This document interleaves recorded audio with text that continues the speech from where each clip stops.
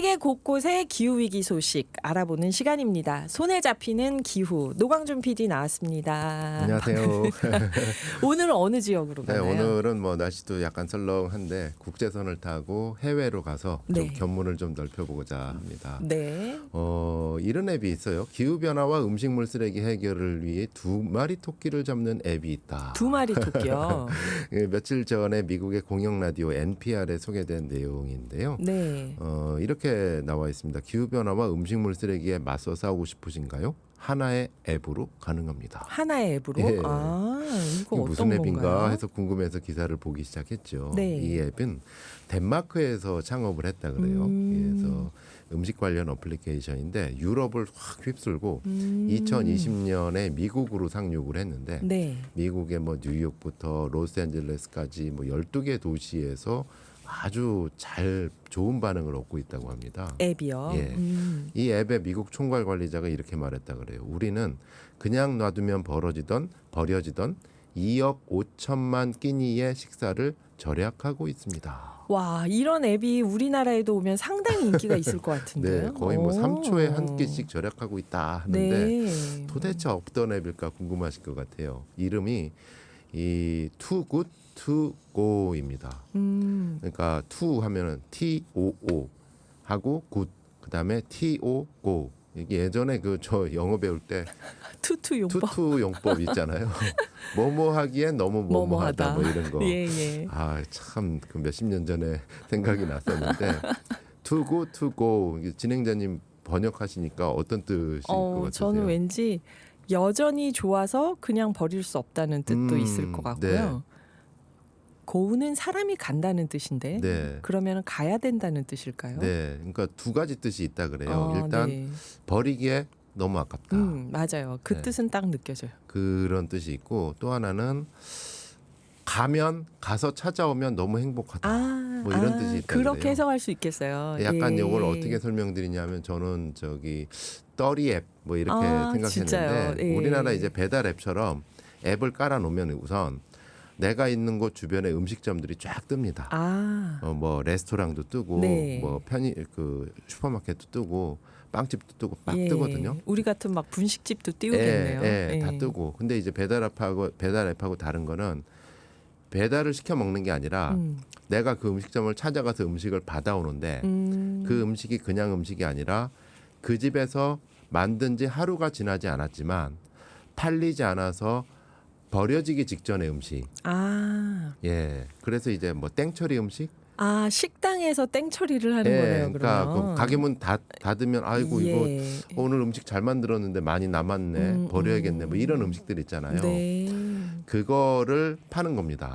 그래서 너무 좋아서 가고 싶은 이렇게도 네. 해석할 수 있겠네요. 그렇죠. 그래서 정가의 한 3분의 1 정도 가격이더라고요. 그래서 이거는 가격은 그 음식 식당에서 이제 책정을 하는 거예요. 네. 그래서 쭉 앱 보다가 이건 좋긴 한데 너무 비싸 하면 킵하고 하는데 보통 한 3분의 1 정도 됩니다.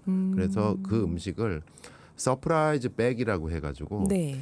요 놀라운 뭐 봉지에다가 가득 담아 놓는 거예요. 그러면 그거를 내가 앱으로 구매를 먼저 하고 네. 찾아가는 형식입니다. 이거 괜찮은데요. 네. 그러니까 이런 식의 소비를 하면 음식점에선 아무렇지도 않게 버려지는 음식이 나에게는 행복한 식탁으로 바뀌어지는 네, 거죠. 네. 아주 저렴한 비용에. 네. 그러면서 음식물 쓰레기 총량을 줄일 수 줄여나간다. 있고. 그래서 NPR은 이렇게 보도를 하고 있어요. 지금 미국에서 생산되는 식품의 3분의 1 이상이 먹지도 않고 버려지고 있다. 미국도 이러는구나.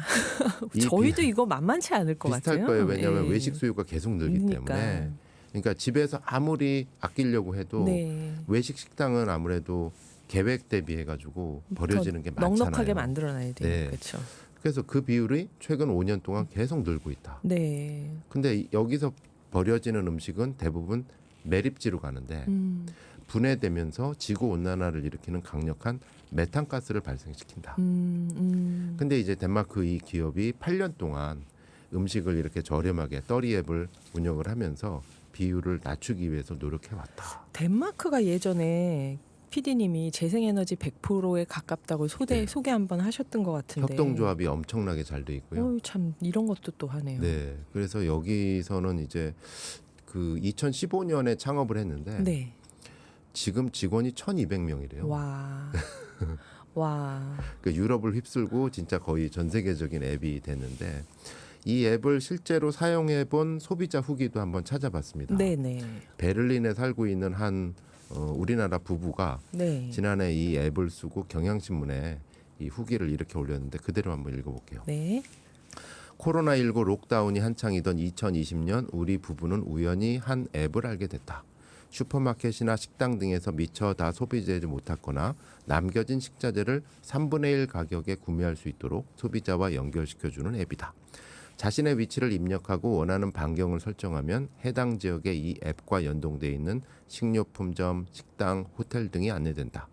앱으로 연결되어 있는 다양한 업체의 색깔만큼 내용물, 픽업 시기, 픽업 방법 등이 여러 가지다. 채소와 과일 등 매일매일 소진되어야 하는 식자재가 대부분이다. 어차피 처리하지 못하면 처분해야 되는 식자재를 불과 몇 유로, 우리 돈 몇천 원 정도에 한가득 담아준다. 이런 그 후기가 올라왔습니다. 아, 이게 코로나 록다운일 때 또 네. 이게 활발하게 사용이 됐겠네요. 예. 아. 그러니까 2015년에 창업을 했는데 현재 이 앱을 이용하는 이용자가 560만 명. 560만 명. 예, 전 세계적으로 직원 수가 1,200명 가량 되고 네. 여기에 참여하고 있는 이제 식당들이 베이커리가 4,471개, 레스토랑이 4,464개, 네. 슈퍼마켓이 2,121개 해서 한 10,000개가 넘고요. 그래서 미국에 상륙해 미국을 포함해서 17개 나라에서 지금 참여 매장이 있고 미국에서도 뉴욕, 피닉스, 시애틀, LA 포함해서 12개 도시에 참여 매장이 있습니다. 이 매장 입장에서도 이 앱을 좋아하는 게 이 음식 수요를 예측했는데 갑작스러운 변수로 남는 음식이 발생할 때 이 불일치 지점을 효과적으로 해소할 수 있다. 아, 그럴 것 같아요, 진짜. 그래서 이 후기를 올려주신 신혜광, 이은혜 부부께서는 네. 이렇게 했어요. 주로 이분들은 호텔 조식 뷔페를 많이 이용했대요. 그래서 그렇네, 진짜. 예, 준비한 만큼 모두 판매되면 좋겠지만 예. 그게 어디 말처럼 쉬운가. 음식이 남는 날도 있고 부족한 날도 있기 마련인데 베를린 시내 많은 호텔도 마찬가지였다. 우리는 조식 뷔페를 위해 몇 인분의 스크램블 에그를 준비해야 하는지 예측할 수 없는 그 호텔을 찾아갔다. 이 예측과 실수 사이를 소비자와 연결해주는 앱이 바로 투고, 투굿, 투고였다. 이게 여행객들한테도 네. 사실은 이 앱이 유용할 것 같아요. 그럴 것 같아요. 비용 아끼면서 배낭여행하는 분들이나. 예. 아, 그래서 후기를 보면은 진짜 이렇게 뭐 3유로 네. 몇천 원으로 호텔 조식 뷔페를 아름다운 마음으로 아주 그렇죠. 먹을 수 지구 있었다. 환경을 위해서. 예. 그리고 지구 환경도 위하고. 예. 그래서 그 호텔 가는 길이 그렇게 발걸음이 가벼웠다고 이런 후기가 있습니다. 이 투고의 어플리케이션을 찾아가면은 이 슬로건이 이거예요. Save the planet at closing time. 마감 시간에, 폐점 시간에 지구를 구합시다. 예. 이런 얘기. 가게문 닫는 아, 시간에 지구를 네. 구하자. 그래서 남는 음식물 쓰레기 버리지 말고 누군가에게 소중한 음식으로 제공을 하자. 네. 매년 이제 얼마나 음식물 쓰레기를 줄였는지 영양 보고서를 발간을 하고 있습니다. 네. 전 세계적으로 한 40% 가량의 음식물 쓰레기가 버려지고 있는데 이 회사에서는 처음에 창업 1년 차 2016년에 47만 9,424끼니의 음식물을 절약을 했어요. 그런데 그 다음 해에는 한 3배가 늘어나서 네. 195만 끼니를 절약을 했고요. 2018년에는 또 5배가 늘어나서 네. 640만 끼니, 2019년에는 또 1,900만 끼니, 2020년에는 2,800만 끼니, 2021년에는 5,200만 끼니 절약에 이르렀습니다. 아우, 굉장히 빠르게 수직 확장이 상승이에요. 됐네요. 예, 네. 그래프로 보니까 거의 이 앱을 이용하는 사람들이 계속 늘어나고 참여하는 레스토랑들이 많아지면서 수직 상승. 근데 이제 코로나19로 식당들이 문을 닫게 되면서 통계 집계는 좀 의미가 없다 예. 이렇게 하는데 다시 이제 올해부터는 집계가 계속되겠죠. 전문가들은 이런 회사가 연간 한 87만 대의 자동차 탄소 배출량을 줄일 수 있는 잠재력을 갖고 있다. 와. 왜냐하면 음식물을 매립을 하면 거기서 그만큼의 온실가스가 나오기 네, 때문에. 그렇구나. 그리고 음식물 매립뿐만 아니라 그 음식물을 생산하기 위해서 또 탄소가 나오잖아요. 네, 네. 그러니까 농사를 짓고 농경지에서 또 슈퍼마켓까지 이동하는 이동을 해야 탄소 되고. 배출량 네. 이거를 다 따지면은 정말 87만 대의 자동차에 해당하는 탄소 배출량을 줄일 수가 있다. 그리고 또 한 가지 이제 장점은 이 앱에서 가장 인기 있는 음식물이 주로 빵류라고 합니다. 아, 그렇죠. 막판에 사도 큰 차이 없이 큰 먹을 차이 수 있는 없으니까. 거. 페스트리, 도넛, 피자, 베이글 네. 이게 가장 많이 인기를 끌고 있다고 하고 네. 이 앱을 이용을 하면은 이런 음식물을 이용할 때마다 탄소 포인트가 쌓인대요. 근데 음식물 탄소 포인트뿐만 아니라 그 사람의 전기, 물 절약 뭐 이런 통합 탄소 포인트 절약 수치까지 확인해 주면서 이제 할인 서비스를 제공해 준다라고 합니다. 그렇죠. 이 탄소 포인트 쌓인 걸로 또 뭘 살 수도 있을 네. 테고. 그리고 여기에 참여하는 식당들은 지역 푸드뱅크하고 협력해가지고 어려운 분들에게 음식물 쓰레기 남는 음식물을 이렇게 드리는 예. 그런 프로그램을 이제 갖추는 노력을 하고 있다. 그래서 3유로의 행복한 마음으로 호텔 조식을 도시락통에 꽉꽉 눌러 담아서 가져왔다라고 하는 이 독일 거주 한국인 이용자 신혜광 이은하 부부는 이런 글로 마무리를 합니다. 잉여 음식은 우리 사회의 오래된 고민거리다. 지금 이 순간에도 어느 지역의 아이들은 굶고 있지만 다른 지역에선 음식뿐 아니라 남아도는 게 너무 많다. 맞아요. 앞으로도 우리 가족은 주말 아침 뭘 먹을까 고민하는 이 짧은 순간에 이 앱을 종종 들여다볼 것이다. 예측할 수 없는 작은 놀라움을 기대하며 말이다. 와, 이거 정말 기분 좋은 뉴스네요. 사는 사람, 파는 사람, 지구, 삼자가 모두 좋은 앱이네요. 우리나라에서도 이런 어떤 잉여 앱 또는 뭐 떠리 앱, 네. 뭐 땡처리 앱, 뭐 이런 시도가 있었던 것으로 알고 있는데 다음에 좀 취재를 해서 제가 보기에는 어림잡지만은 반응이 나쁘지 않을 것 같아요. 네, 한번 궁금하네요. 취재 알아보고 한번 싶네요. 해보겠습니다. 네, 오늘 추천하실 노래는요? 추워서요. 아침에 좀 선곡하다가 밖에서 이제 선곡하다가 추워서 안으로 들어왔는데 네, 네. 좀 따뜻한 추억의 음악 골라봤습니다. 변짐섭님의 숙녀에게 추천드립니다. 네, 감사합니다. 노광준 PD였습니다. 노래 듣고 2부에서 뵐게요. 매주 목요일마다 찾아오죠. 기후 미식회 시간입니다. 기후변화는 우리 먹거리에 영향을 준다고 하는데 먹거리가 풍성한 명절, 추석 연휴는 또 어떤 영향을 받았을까요? 추석의 모습이 기후변화로 어떻게 달라졌는지, 특히 먹거리가 어떻게 달라졌는지 이야기 나눠보겠습니다. 오늘은 식생활교육 인천 네트워크 백남정 대표님 나오셨습니다. 안녕하세요. 네, 선생님. 추석 잘 지내셨어요? 예. 이번 추석에 선생님 저희 추석 스페셜 방송에서도 선생님하고 얘기했던 거 녹음으로 내보내고 해서 저도 여러 번 출연하셨습니다. 네, 저도 들었습니다. 네, 놀라운 경험이었는데요. 네, 들어보시니까 저 어떠셨어요? 시골 갔다 오면서 네. 틀었는데 나오더라고요. 선생님 목소리가 막 나오는 거예요. 네, 엄청 어색했죠. 다시 들어도 재밌더라고요. 근데 저는. 예, 근데 이번 청취자분들이 추석 세면서 기후 변화를 어떻게 느꼈는지 사연을 좀 올려주세요 하고 밴드에 공지를 하니까 좀 긴 사연이 올라왔는데 그 중에서 하나를 읽어보려고 해요. 네. 고미영님 사연을 제가 다 읽으면 고미영님이 서운하실 테니까 뒷부분은 목소리가 예쁘신 백남정 선생님께서 마저 읽어주시겠습니다. 지금은 친정 부모님이 안 계시지만 예전 생전에 계실 때는 항상 이맘때면 먹는 다래와 으름이 있었어요. 산에 가서 따오면 몰랑몰랑하게 익혀두셨다가 꺼내주시는 다래와 으름이 생각납니다. 그러나 기후변화 때문인지 이제는 아예 친정 동네에서 찾아볼 수가 없다네요. 가을이면 송이버섯, 쌀이버섯, 능이버섯, 다양한 버섯이 엄청나게 많았는데요. 기후변화로 버섯 포자가 다 사라져 버렸다고 합니다. 올해도 못 먹고 지나가야 할 듯합니다. 네. 제가 읽겠습니다. 네. 이어서 읽겠습니다. 예전엔 한 바구니씩 반찬으로 매일 먹던 걸 나이가 들수록 어릴 때 친정에서 먹던 엄마의 음식이 그리워지네요. 맛종부로 시집 온 지 28년. 명절날 친정 못 간 것이 두고두고 후회됩니다. 이젠 가고 싶어도 갈 친정이 없네요. 그래도 시어머니께서 계셔서 다행입니다. 오늘도 눈 빠지게 기다리실 어머님 댁으로 열심히 달리고 있습니다. 네, 추석 전에 보내신 것 네, 같아요. 한가위 때 저희가 이거 며칠 전에 이제 공지를 네. 했거든요. 네.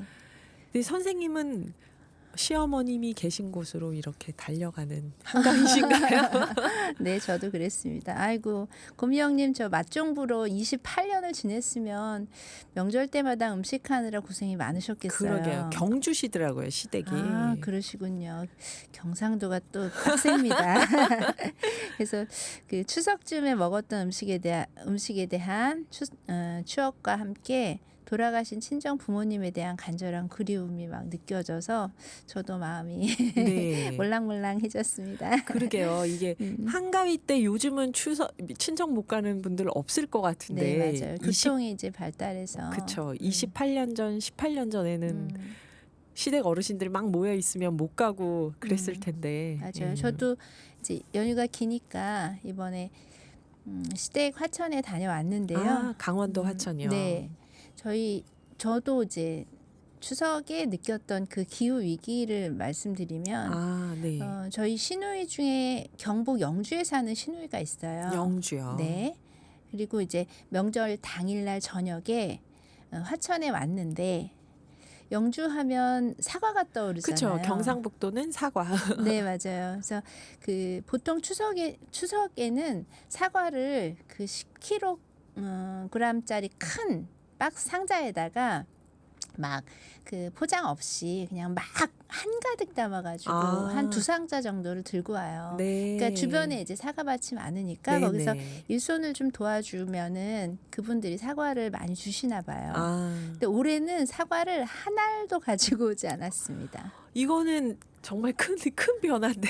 네, 엄청 거기 영주 사과가 맛있는데 네, 네. 그래서 그 생각해 보니까 그 노강준 PD님이 손잡기에서 언젠가 말씀하셨잖아요. 홍로가 탄저병으로 흉작이다. 맞아요, 뭐 이런 맞아요. 얘기를 들었기 때문에 제가 이제 물어봤죠. 네. 사과 지금 상황이 어떠냐 그랬더니 그 PD님이 얘기한 내용을 그대로 또 얘기를 해주더라고요. 이게 봄에 꽃피는 시기가 예년보다 좀 빨랐다. 아, 올해 따뜻해서 네, 그랬을까요? 맞습니다. 보통 4월 때쯤 꽃이 피는데 네. 날씨가 너무 따뜻하니까 3월쯤에 꽃이 폈고 이로 인해서 꽃샘추위에 꽃이 얼었다. 네. 이게 이제 첫 번째 원인이고 또 꽃샘 추위에 꽃이 얼었다. 네, 일찍 그다음에 이제 폈다가. 두 번째로는 그 강수량이 보통 많긴 한데 이렇게 강하게 하루에 막 집중적으로 이렇게 내리는 비들이 많지 않대요. 네. 근데 올해는 유난히 또 그렇게 강한 비가 많았다고 하더라고요. 아, 그래서 강한 비에 또 태풍도 그쪽 맞아요. 지역으로 좀 지나가면서 낙과 피해가 심했다고. 그리고 이제 여기 세 번째가 얘기하신 그 탄저병. 아, 네.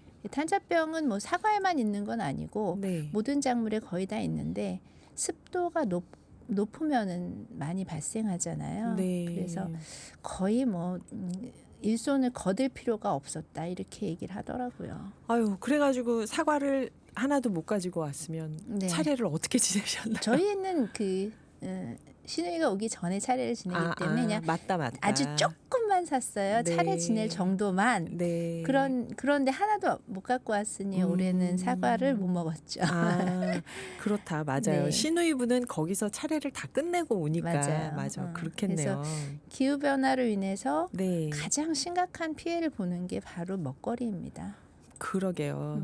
여기 미샤님이 보내주셨던 댓글에 이런 게 있었어요. 이것도 한가위 즈음에 왔던 댓글인데 네. 홍옥이 제일 예쁘고 맛있는데 요즘은 없지요.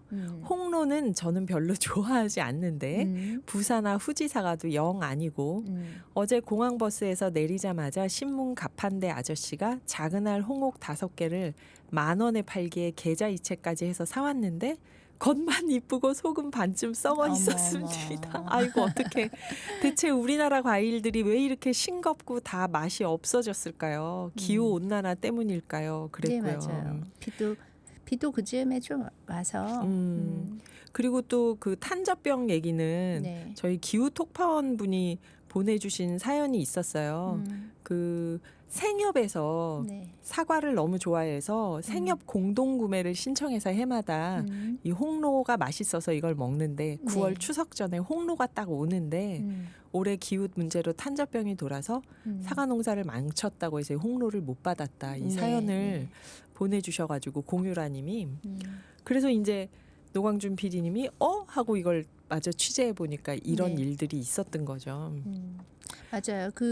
그리고 이제 제가 그 전에 이제 사과가 네. 강원도에서는 재배되지 않았었는데 한 5, 6년 전부터 강원도에서 사과가 많이 나온다 그랬거든요. 그래서 추석 네. 때도 강원도에도 사과가 꽤 많았어요. 근데 올해는 역시 강원도에도 사과가 거의 없었어요. 아 그렇군요. 엄청 비싸더라고요. 네, 경북에서 강원도로 네. 날씨가 따뜻해지면서 사과가 올라갔는데 올라갔는데 일단 거기서도 네, 경북만의 문제는 아니었고 네. 사과를 이제 막 그 기르기 시작한 그리고 날씨에 좀 적응이 됐다고 네. 생각하는 그런 지역들조차도 올해는 뭐 어쩔 수가 없다. 사과 농사는 그렇게 봐야 되는 게 맞는 것 같습니다. 네. 그래서 제 친구 중에서도 부모님이 오랫동안 사과 가수원 했던 친구가 이번에 10kg에 25,000원 떨이로 막 올렸더라고요.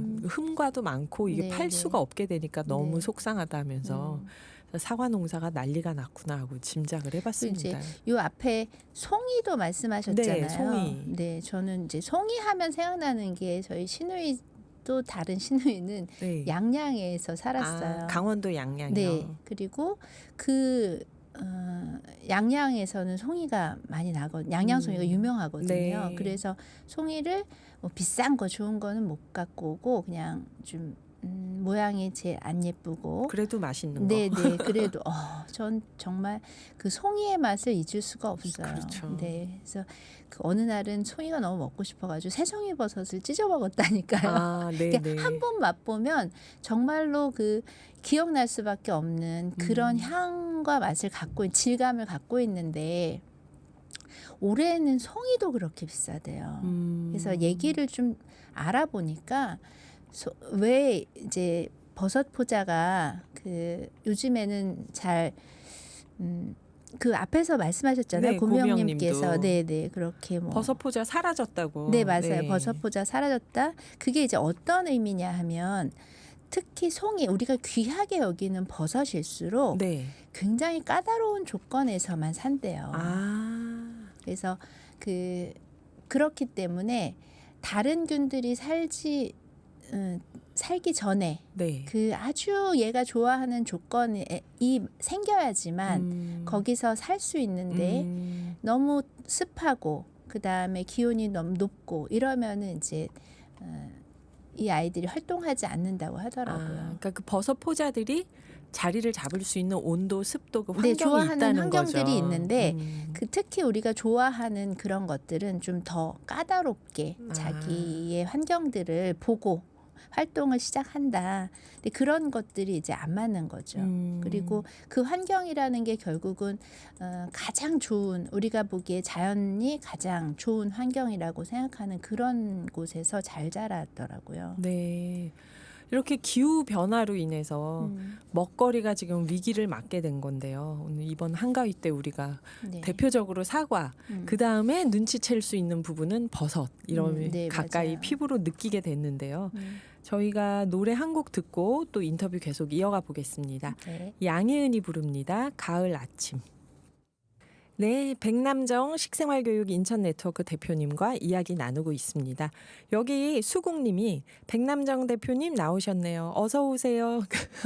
수국님 댁에 오신 것 같아요. 명절 잘 보내셨죠? 희숙님, 노피디님, 한 작가님 명절 잘 보내셨죠? 하고 인사를 주셨어요. 그리고 9382님이 새싹 문자니까 오늘 처음 문자 주신 청취자분인데 안녕하세요. 처음으로 문자 보냅니다. 목소리 너무 좋아요 하셨는데 아마 백남정 선생님 목소리 때문에 온 문자 아니죠. 같습니다. 9832님 목소리. 격주 목요일로 백남정 선생님이 나오세요. 9832님 목소리를 들으실 수 있습니다. 네, 아까 저희가 이제 송이버섯 얘기하다가 노래를 들었는데요. 버섯이 원래 그 습한 숲속에서 자라는 거잖아요. 그렇죠? 네, 그래서 이제 습한 곳을 좋아한다라고 생각하는데 이 송이 같은 경우는 습한 기운이 없어지는 가을에 자라는 이유가 바로 그거예요. 그래서 습도가 좀 떨어지고 서늘해서 다른 균들이 잘 자라지 못하는 상황이 됐을 때 얘가 이제 자라기 시작하는데요. 네. 생각해 보면 올해 산불이 많이 났잖아요. 맞아요. 네, 네. 그래서 이 산불이 한번 나면 특히 소나무가 많은 산이 잘 탄다고 네. 하더라고요. 네. 그래서 소나무가 또 타기 시작하면 그 다음에 이제 송이는 또 한참 후에나 네, 채취할 수 있는 거고 또 하나 그 산의 변천 과정을 그러니까 산에 있는 나무들의 변천 과정을 네. 보면 우리나라 땅이 화렵수가 잘 자라는 땅이 아니래요. 아. 그래서 소나무가 잘 자라는 땅이 많대요. 잘 자랄 땅 조건이. 네. 그러니까 처음에 화렵수를 심어도 조금씩 이제 변화하면서 소나무가 많아지는데 그 소나무는 송진을 가지고 있잖아요. 네. 얘가 불이 나기 시작하면 빨리 그게 타나요? 불쏘시개가 돼가지고 불이 꺼지지 않고 계속 번진다는 거예요. 그래서 이 산불 그 다음에 송이 이런 것들이 다 연관이 연결이 있다. 돼서. 네. 그렇구나. 그 이번에 저는 그 얘기도 들었어요. 포도를 어떤 애청자분 중에 한 분이 이제 포도 농사 짓는 집이 있는데 네. 캠벨 포도라고 해서 어, 우리나라에서만 네. 먹는 그 네. 맛있는 포도. 그게 날씨가 더워지니까 잎이 얇은 캠벨 포도는 잘 안 되고 외국산 포도였던 껍질이 네. 두꺼운 포도가 잘 돼서 막 농가에서는 선풍기를 어떤 데는 에어컨을 막 틀어야 되나 그래서 좀 시원하게 해주려고 포도들한테 그래서 이게 생산 단가가 안 맞아서 캠벨 포도는 앞으로 점점 줄어들 거라고 얘기를 하더라고요. 네, 너무 안타까워요. 제가 잠깐 말씀드리지 예. 않았었나요? 저희 외가댁이 포도밭 했다고. 네네. 그래서 저는 정말 맛있는 포도만 먹어봤기 때문에 그 맛있는 포도는 송이 하나에 알이 5-6개쯤 달린 포도가 맛있어요. 네. 알도 크고.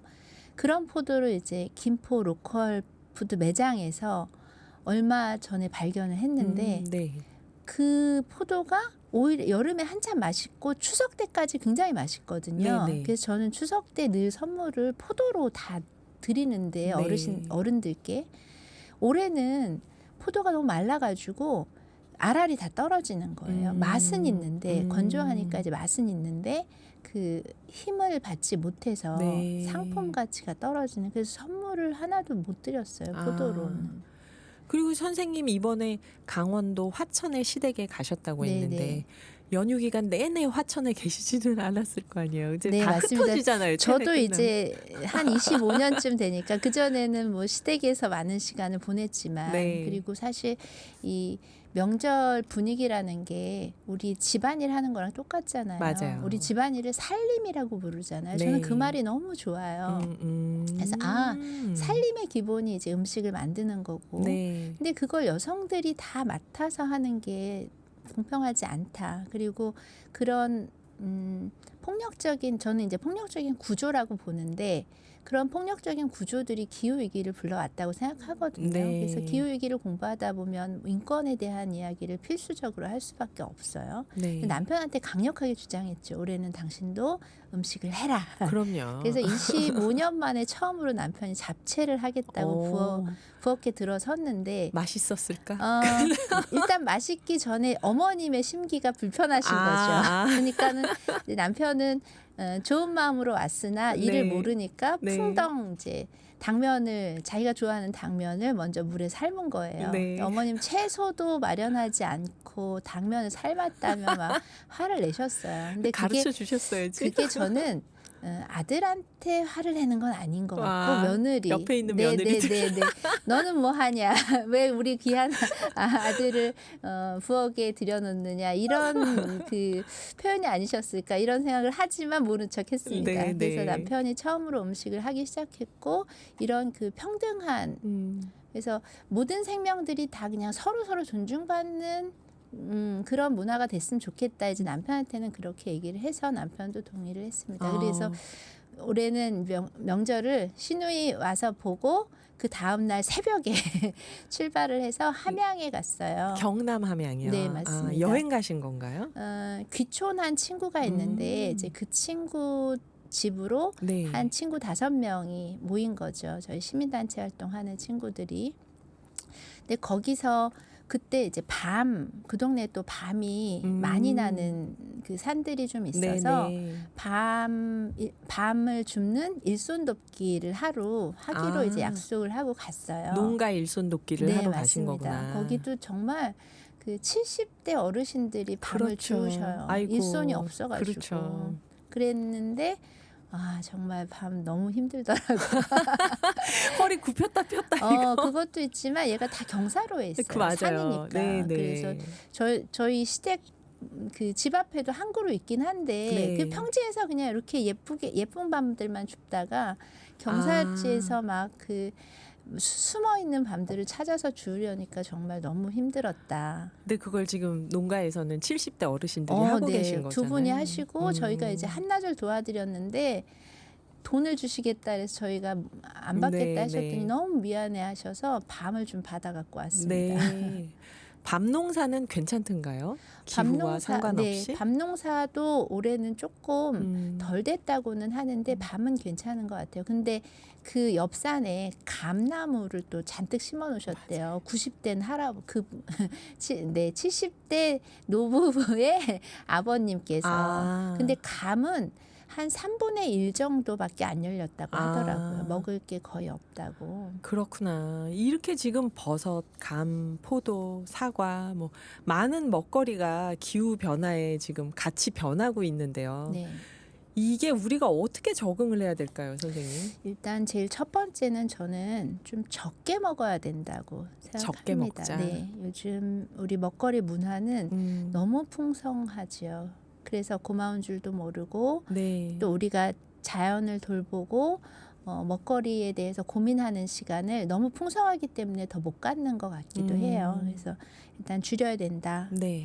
그리고 또 이제 우리가 어떤 대안을 내놔도 각자 상황과 또 삶의 방식이 다르기 때문에 네. 각자에게 맞는 바람직한 방법은 스스로 찾아보셔야 될 것 같은데요. 네네. 제가 가끔씩 방법을 알려드리긴 하지만 그런 말씀을 많이 안 드리는 것 중에 하나가 그냥 예전의 이야기를 하는 건 추억을 떠올리라는 것뿐만 아니라 네. 예전의 그 방식이 가장 친환경적이고 자연을 위하는 방식이었기 때문입니다. 그래서 우리도 이제 그렇게 살면 어떨까. 그래서 요즘 가장 현실적으로 제가 생각하는 거는 2021년 8월에 환경부에서 탄소 중립 실천 안내서라는 거를 발간을 했어요. 환경부에서요. 네. 탄소 중립 실천 안내서. 네.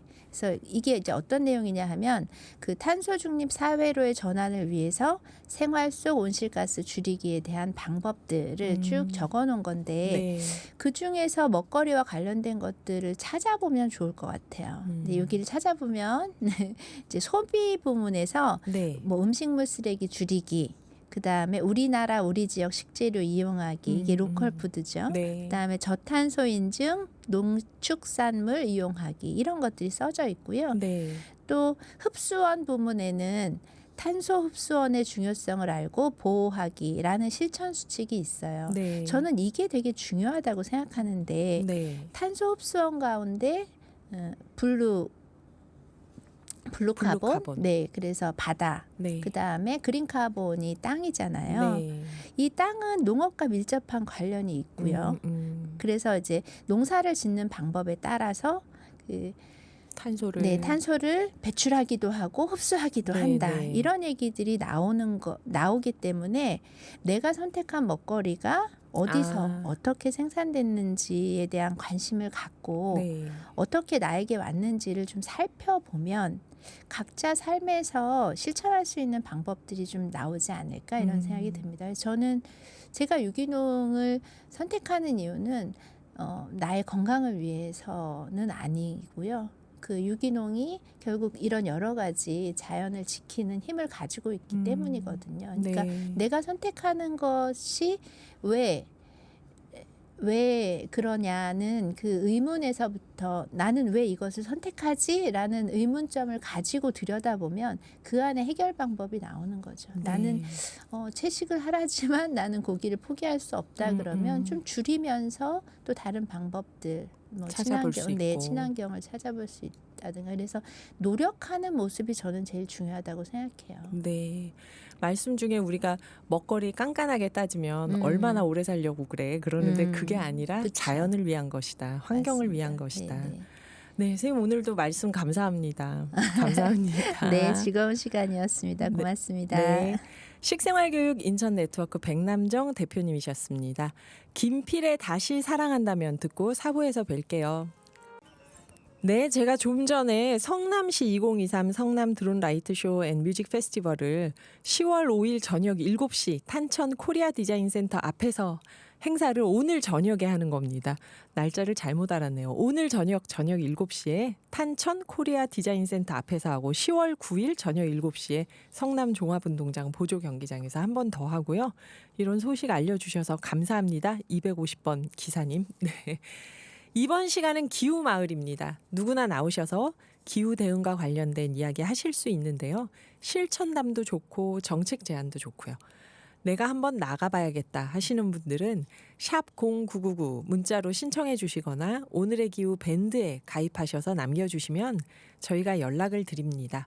자, 오늘 나오신 손님은 이기관 파주 해협동조합 기술 이사님이세요.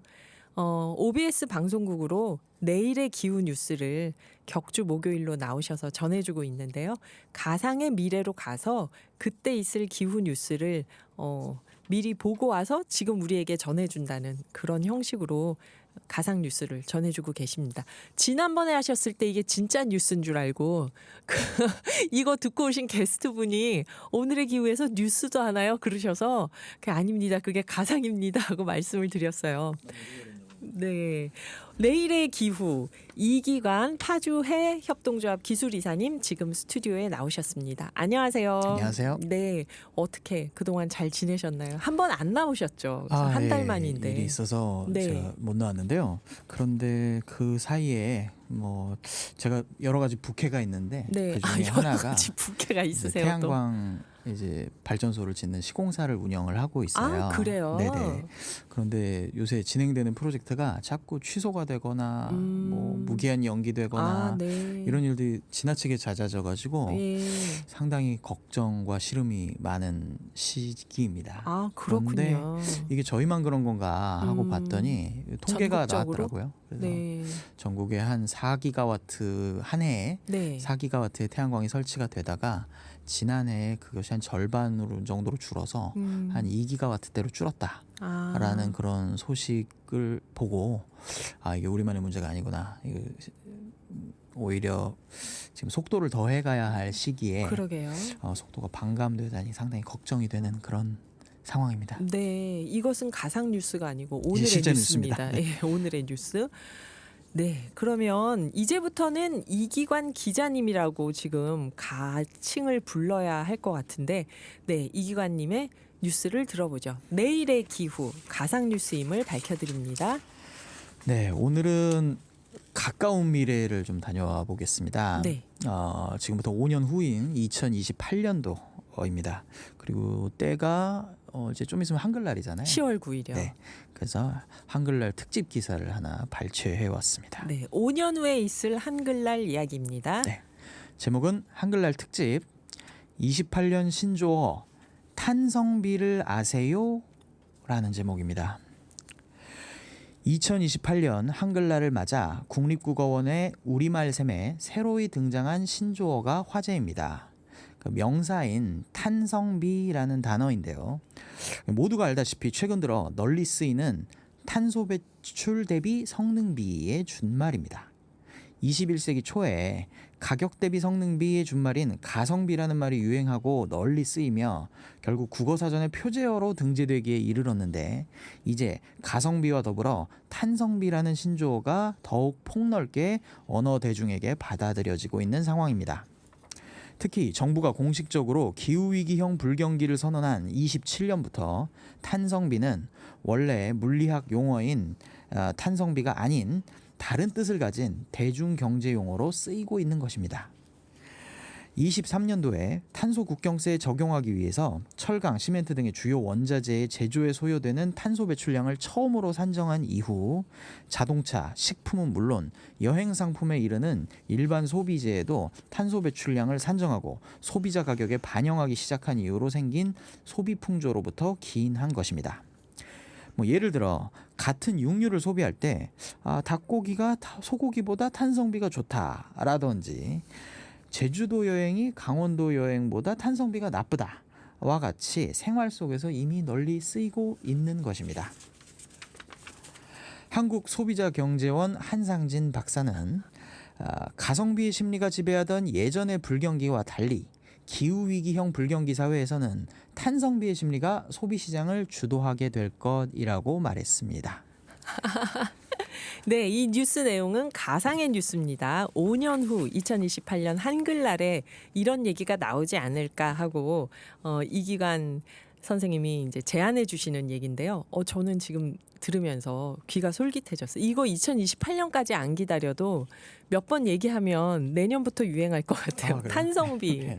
그러니까 어떤 물건의 탄소 배출량을 산정해서 소비자 가격에 반영했을 때 탄소 배출을 많이 안 한 게 탄성비가 좋은 거고 탄소 배출을 많이 한 건 탄성비가 나쁜 거고 이렇게 그렇죠. 얘기가 된다는 거죠. 네네.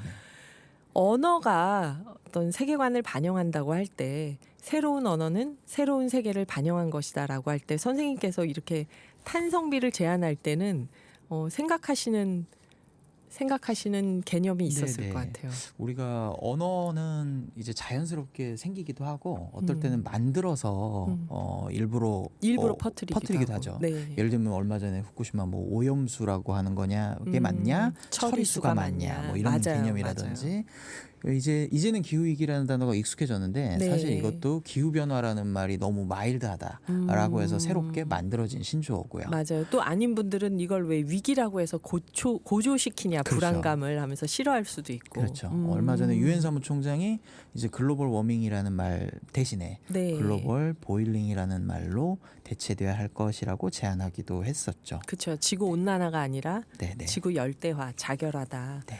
그래서 탄성비는 아마 이만큼 탄소 배출을 중요하게 생각하는 시대를 반영하는 용어가 될 것이다. 네네.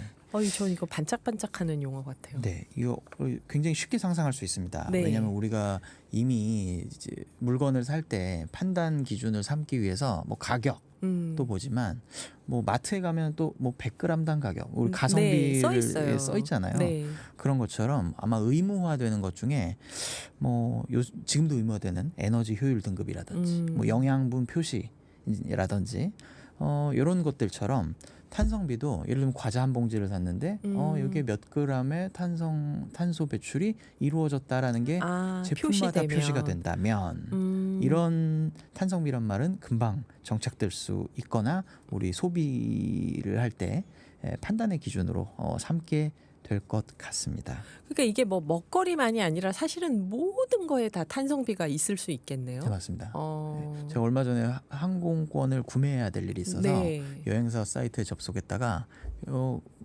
여행 티켓을 바꾸니까 그러면 이것은 몇 킬로그램의 탄소를 절감한 것입니다라고 자동 계산을 해서 알려주더라고요.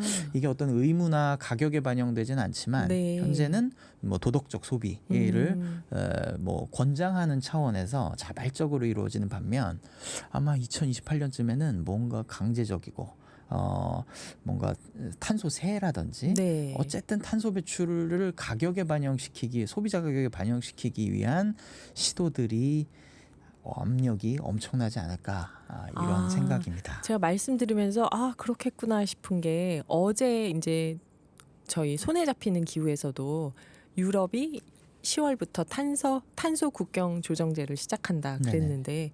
그거를 하면은 진짜 가격에 이게 반영될 수도 있겠어요. 네, 이게 비단 철강 회사가 철강을 유럽에 수출하기가 힘들어져요의 문제가 아니고요. 네네. 아마 그럼 그것을 철강을 사는 뭐 자동차라든지 자동차 가격에도 변화가 생겨날 수 있겠고요. 그 외에도 원자재부터 시작을 하는 이유가 있겠죠. 그러면 이제 자연스럽게 소비자 물가에도 물가에 반영이 될 것으로 되는. 생각이 되고요. 제가 기후위기형 불경기 사회라고 얘기를 했지만 네. 우리 불경기 모두가 싫어하죠. 네. 싫어하는데도 불구하고 필연적으로 닥치게 될 거다. 기후위기형 예. 불경기가 어떤 사이클에 의한 변화가 아니라 네. 이러한 가격 조정 때문에 발생하게 되는 불경기 사회, 경기 침체 사회가 올 거라고 예측이 되고 있습니다. 그 뭐 돌파할 방법은 없나요? 적응하는 것이 하나의 방법일 수 적응하는 거. 있겠습니다. 아까 전에 전 시간에서 말씀하셨지만 좀 식사량을 좀 줄이는 게 방법 아니겠느냐. 덜 소비하게 되는 사회가 필연적으로 도래하게 될 거다. 네. 대량 생산해서 싼 값에 막 쓰고 쓰레기 잔뜩 만들고 이러는 게 아니라 네네네. 탄소 배출량을 고려하면서 가격대가 형성이 되고 네. 그러면 귀하게 사서 아껴 쓰고 쓰레기를 덜 만들고 이렇게 네. 되는 걸까요? 네. 한편으로는 가계 수도 줄어들고 아하. 뭔가 소득도 줄어들고. 아, 그거 좀 마음이 어두워지는데 네네.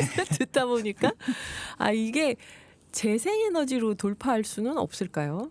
그러니까 탄성비가 탄소 배출을 저희가 확 줄인다면 생산 과정에서 탄성비도 낮아질 수 있는 거잖아요. 뭐 이후에 말씀드릴 얘기긴 하지만 예. 에너지에 대한 비용이 어떻게 산정하는 게 맞느냐, 어디에다 보조금을 주느냐에 따른 정책 변화에 따라서 예를 들면 탄소 배출을 적게 하는 물건이 훨씬 이익을 얻을 수 있게 하는 가격 구조를 반드시 만들게 될 것입니다. 네.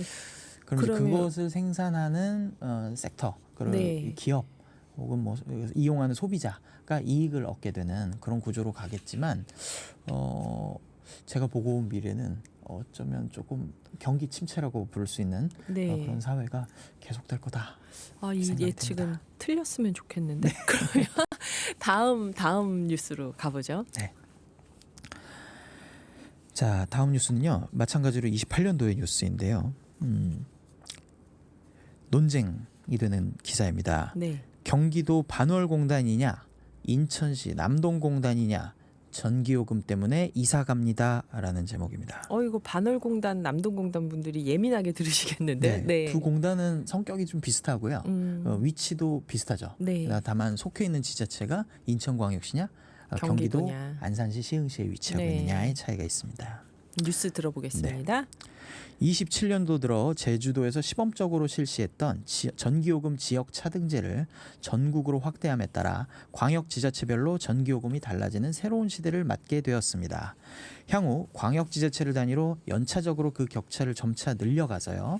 최대 50%까지 지역 간 차등을 두겠다고 하여 지자체 간 이해관계가 첨예하게 대립하고 있습니다. 실제로 에너지 가격에 따른 인구의 이동, 부동산 시장의 여파까지도 예상되는 상황입니다.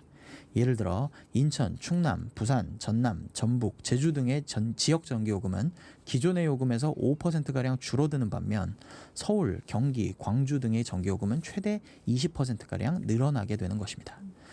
본 정책 시행의 수혜 지역인 부산광역시는 공식 언론 보도를 통해 이 정책이 수도권으로 쏠린 모든 집중을 해소할 수 있는 하나의 중요한 열쇠이며 그동안 발전시설 때문에 피해만 입어온 지역 주민들에게는 반가운 소식이라고 입장을 밝혔습니다. 산자부 관계자는 산업시설의 수도권 쏠림 현상 해소, 신재생에너지의 확대를 동시에 구현할 수 있는 정책이라며 이해를 구하는 한편 정책의 부작용을 최소화하기 위해 한계 기업에 대한 지원책도 동시에 시행하겠다고 밝혔습니다. 안산시 반월공단에서 도장 공장을 운영하고 있는 이승구 씨는 바로 옆 동네인 인천 남동공단은 모든 조건이 비슷한데 전기요금만 20%나 차이가 난다면 월 1,000만 원 이상을 전기요금으로 내고 있는 우리가 어떻게 남동공단의 경쟁업체와 경쟁할 수 있겠느냐. 정책을 돌려놓지 않으면 당장 남동공단으로 이전할 수밖에 없다고 한탄했습니다. 경기연구원의 구재경 박사는 화력발전소가 많아서 에너지 자립률이 높은 인천이 더 많은 신재생 발전 비율을 가진 안산시보다 전기요금이 낮아지는 현상은 분명 공정하지 못한 방향이라고 지적하며 신재생 에너지 비율에 보다 가중치를 주는 정책으로의 전환을 촉구했습니다. 라는 기사입니다. 이거는 굉장히 복잡한 얘기인데 네네. 우선 지역별 전기요금 차등제라는 게 이게 어떤 얘기인가요? 일단 우리가 전기가 가격을 보면요. 가격이 산업용 누가 쓰느냐에 따라 달라지게 되잖아요. 네네. 그런데 지역별로 달라질 수 있다. 이런 사회가 될 수 있다는 상상을 해봐야 한다는 겁니다. 실제로 이 올해 5월에는 분산 네. 에너지 활성화 특별법이 통과돼서요. 네. 이런 제도를 실시할 수 있는 기반이 마련이 되었습니다. 지역별 전기요금 차등화가 될 수도 있다. 네네네 맞습니다. 기존에는 이제 지역 차등제가 피해받는 지역에 대한 보상이라는 개념이 좀 강했던 반면 그렇죠. 이제 이 제도를 활용하면 그 지역의 에너지 자립률이라든지 신재생 에너지 보급 비율이라든지 사회적으로 원하는 방향으로 정책을 유도하기 위한 기초 정책으로 활용할 수가 있는 것입니다. 네. 다만 이걸 할 때 신재생 에너지 아까 가중치를 얼만큼 두느냐, 네. 광역으로 둘 거냐, 아니면 기초지자체 단위로 둘 거냐, 아니면 변전소 단위로 둘 거냐 등등 네. 정책을 설정하기 따라서 여러 가지 이런 모습들이 발생할 수가 있습니다. 실제로 남동공단과 반월공단은 붙어 있음에도 불구하고 네. 전기요금의 차이가 든다면 실제로 공장이 이전을 하게 된다든지 이런 일이 생길 수도 있겠죠. 23년 5월에 분산에너지 활성화 특별법이 통과가 되고 나서 지역 차등제에 피해에 대한 보상만이 아니라 탄소 중립률이나 그 지역의 에너지 자립률이나 이런 여러 가지 다른 기준이 생길 수 있다고 보시는 거죠. 네네네. 이 말씀을 얼핏 들으면 태양광 발전을 많이 세운 지역은 그걸로 전기요금이 더 저렴해질 수도 있나 하는 생각이 얼핏 들거든요. 그렇게 정책을 구현한다면 그러면 지역의 예를 들면 산단에 태양광 발전소를 많이 지어야 한다는 네. 것이 정책적으로 유도될 수 있을 것 같습니다. 그렇게 된다면 네. 그러면 이렇게 에너지 자립률과 신재생 에너지를 얼마나 보급했는가 사이에 어떤 상관관계가 있을까요? 지금 현재 이 기사를 보면 네. 화력발전소가 많아서 에너지를 바깥으로 내보내는 지역, 그러니까 인천이나 충남이 혜택을 받는 걸로 나와 있어요. 네, 네, 맞아요. 그런데 마지막에 경기연구원의 박사님이 한탄하지 않습니까? 네. 그렇게 해결할 문제가 아니다. 네. 신재생 에너지의 가중치를 높여라. 그러면 아까와 같은 역전 현상이 해소될 수 있을 것이다 라고 얘기하고 있는데요. 이토록 이게 단순히 공장을 운영하시는 분만의 얘기가 아니고요. 지역 간 경쟁의 어떤 사활을 건 게임이라고 볼 수 있어요. 네. 그러니까 같은 산업 시설을 보유하고 있는데 얘가 어디로 이동하느냐, 어느 지역이 유리하느냐에 따라서 부동산 가격에도 영향을 충분히 미칠 수 있는 그런 정책이거든요. 산업지도가 바뀔 수도 있는 문제다. 예를 들면 서울에서 밥을 먹으면 한 1,000원 좀 더 내야 한다면 에너지 비용으로 네. 이거는 그냥 남의 이야기, 도장 공장을 운영하시는 분의 이야기만은 아닌 거죠. 네. 그리고 이게 비단 국내에서의 산업의 이동이 아니고요, 국제적인 산업의 이동으로 번질 수가 있습니다. 그렇죠. 예를 외국으로 들면, 나갈 수 있죠. 그렇죠. 외국으로 산업이 충분히 나갈 수도 있는. 그래서 우리나라도 아리백이라든지 우리나라 내부에서의 신재생 에너지를 활용하는 비율을 급격히 높이는 문제에 대해서 전 국민적으로, 전 국가적으로 관심을 가져야 할 때다. 이런 생각입니다. 저는 뉴스를 들으면서요, 당연히 이 분산 에너지 활성화 특별법으로 지역별 전기요금 차등제를 둔다면은 각 공동체마다 신재생 에너지로 뭘 할 것이다 이런 얘기가 나올 줄 알았는데, 이기관 기술이사님이 최근에 우리나라 태양광 발전 그 산업의 추세를 보고 좀 비관적인 뉴스를 두 편 써오신 거 아닐까 하는 생각도 들어요. 네, 근데 이게 가까운 미래잖아요. 네. 이런 문제를 겪고 또 다시 보완하고 해결해 나가면서 결국은 또 길을 찾아가지 않을까, 이런 생각입니다. 예, 감사합니다. 내일의 기후 이기관 선생님이셨습니다. 감사합니다. 오늘 준비된 얘기는 여기까지인데요. 이 프로그램은 방송문화진흥의 콘텐츠 제작 지원을 받아서 제작됐습니다. 지금까지 작가 한상진, 연출 노광준, 보이는 라디오 나종강, 이민상, 진행의 저 김희숙이었어요. 감사합니다.